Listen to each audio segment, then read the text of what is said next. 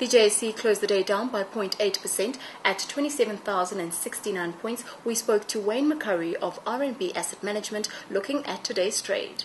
Of course, we're looking at a very bad time period, but I didn't think the fall off in earnings in essence halved.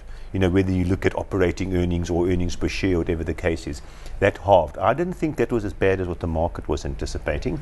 I mean, we all know about it. There was a disaster in De Beers and a disaster in Platinum. Now, they've both done rights issues. I think De Beers is $1 billion and Amplats is 1.6 billion. But Amplats has already turned because we know what the current platinum price is. So we know Amplats has turned. De Beers, I'm not too sure whether that has turned yet.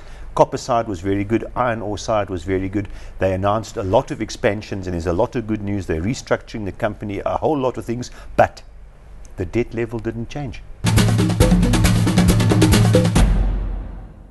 The Nigerian market ended the day up 0.2% to close at 23,165 points. We spoke to Akinwonuola Atitebi from UBA looking at today's trade. Yeah, the trend this week was positive. Next thing it rose about 0.9% on last week's closing. We think what we're seeing in the stock exchange is a phase of gradual rallies while we see a consolidation. This overall we think is a positive for the bourse. Of course, as you're aware, and as any investor is aware, a too sharp a rise does tell you that we could have a sharp drawback. What we're seeing is a gradual rally followed by consolidation. Of course, that consolidation is keen profit takers coming to the market. The NSE 20 ended the day up 0.5% to close at 3,554 points. We spoke to Waiyaki Hinga from Waiyaki and Associates about the day's trade.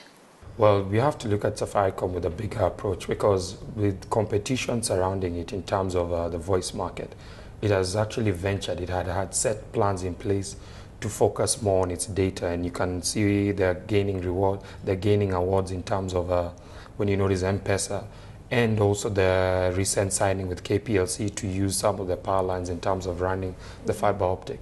So what is happening is that Safaricom has become a share that is interesting not just the local investor but also foreign investors in terms of long term. This is a stock that people are realizing that you can make your money's worth, and by going by what we saw in the course of this week, it was actually one of the highest traded, 34 million shares between 7 shillings and 40 cents. For more news and videos, go to abndigital.com.